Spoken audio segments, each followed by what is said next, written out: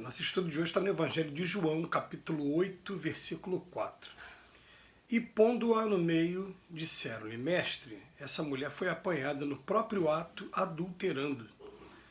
Emmanuel vem comentar na lição 85 do livro Pão Nosso. E o adultério, o adúltero?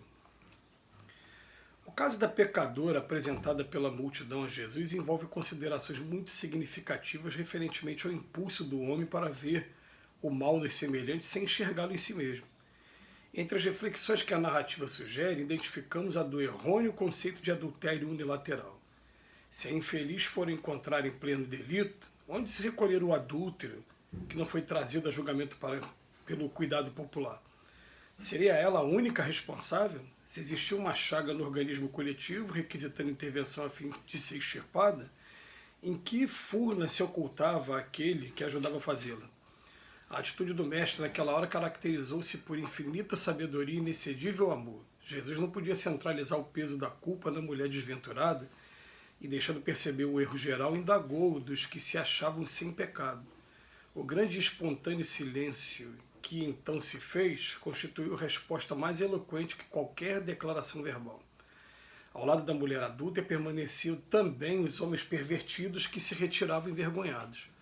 O homem e a mulher surgem no mundo com tarefas específicas que se integram, contudo, num trabalho essencialmente uno dentro do plano da evolução universal. No capítulo das experiências inferiores, um não cai sem o outro, porque a ambos foi concedido igual ensejo de santificar. Se as mulheres desviadas da elevada missão que lhes cabe prosseguem sob triste destaque no caminho social, é que os adúlteros continuam ausentes na hora do juízo, tanto quanto no momento da célebre sugestão de Jesus. Emmanuel vem trazer uma questão hoje de muita reflexão para a gente.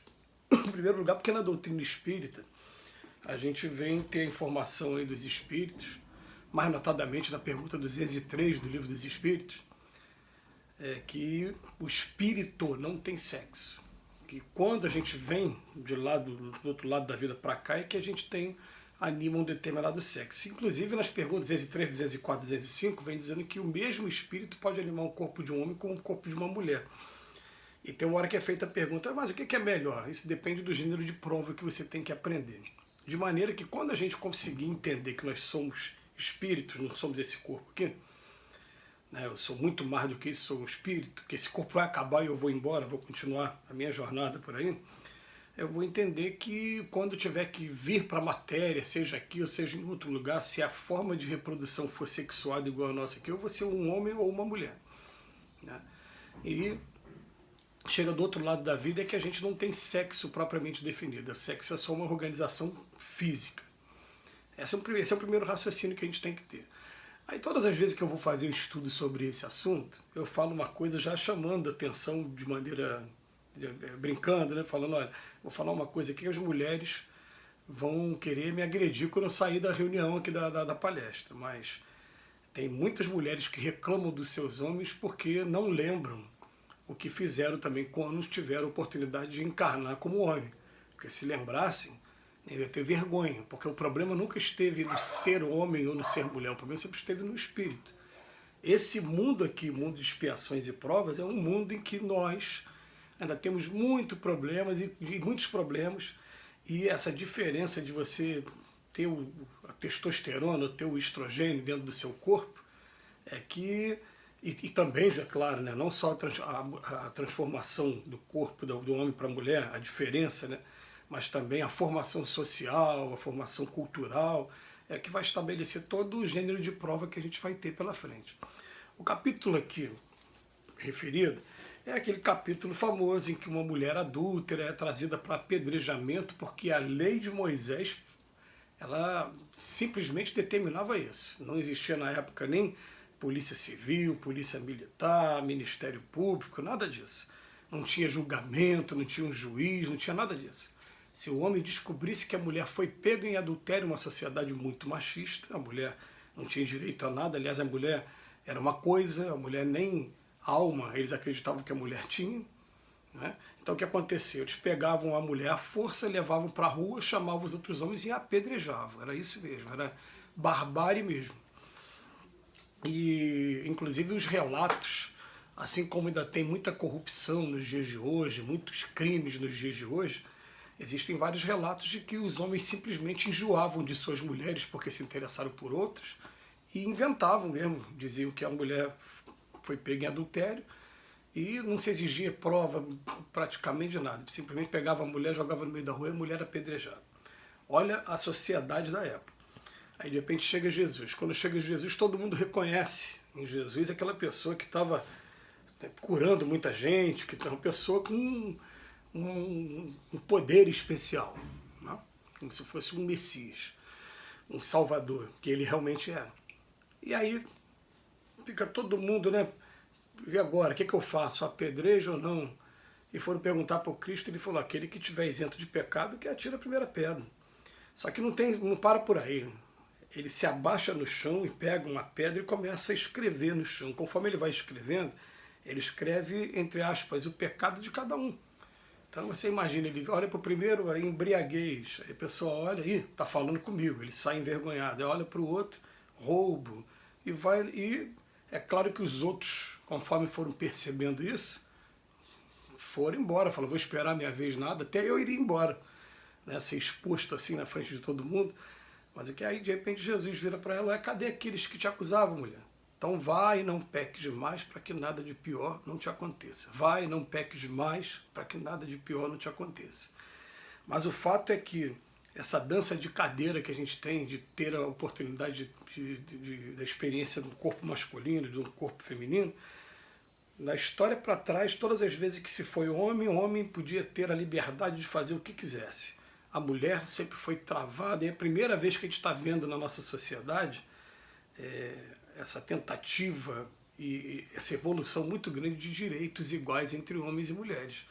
Embora a gente possa estar afirmando, né, que nos dias de hoje, em pleno século XXI, ainda assusta o número de medidas protetivas de Lei Maria da Penha, né, que acontecem diariamente. São muitas, é absurdo. E também esses feminicídios, esses crimes ainda contra a mulher, de discriminação contra a mulher. E muitos que as mulheres simplesmente não divulgam, não denunciam. Então o que acontece? O nosso mundo ele já está com uma legislação muito legal em relação aos direitos iguais, mas ainda no coração do homem a gente não tem esses direitos iguais. Mas o texto de hoje vem chamar a atenção de que numa relação de adultério, e o adultério era considerado um crime, aliás, até aqui no Brasil, até há pouco tempo, o adultério era crime catalogado no Código Penal, foi revogado. Hoje não é mais crime o adultério aqui no Brasil, né? Crime previsto em lei.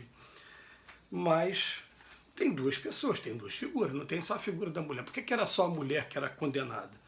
Porque, na verdade, a mulher ainda sofre esse encargo todo da nossa sociedade, porque por uma coisa simples, né? A mulher é a parte mais fraca, mais frágil em relação ao corpo, porque a estrutura do seu corpo ela é uma estrutura daquela que vai receber o espírito que está reencarnando, vai ter a formação do feto.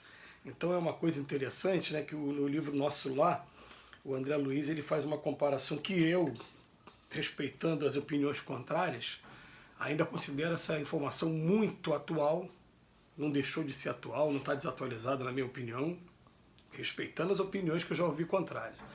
Ele diz o seguinte, que a mulher, que o lar é o ângulo reto. E o ângulo reto, se eu pegar o livro aqui, quem estuda matemática, o que é o ângulo reto? Tem uma reta assim, ó, voltada para cima, e uma reta aqui assim. Tem 90 graus entre uma. Na verdade, o ângulo reto tem 90 graus, pode ser de qualquer jeito, né? Mas eu estou colocando para cima para pegar o exemplo do Nosso Lar. Ele fala que para cima é a mulher, e na horizontal é o homem. Por quê? O homem tem força física e impulsionou o desenvolvimento da matéria, abrindo estradas, né? Enfim, fazendo o trabalho mais rude.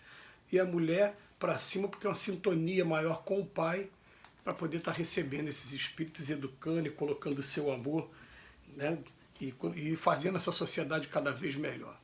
Então, me lembro que cada vez que nós homens entendermos, como diz a música popular, né, ser um homem feminino não fere meu lado masculino de forma alguma, não significa homossexualismo, significa trazer o sentimento da mulher. Cada vez que a gente trouxer o sentimento da mulher para dentro da gente, a gente faz um mundo melhor e vamos proteger as nossas mulheres desigualdades todas da legislação. Que Jesus nos abençoe hoje e sempre.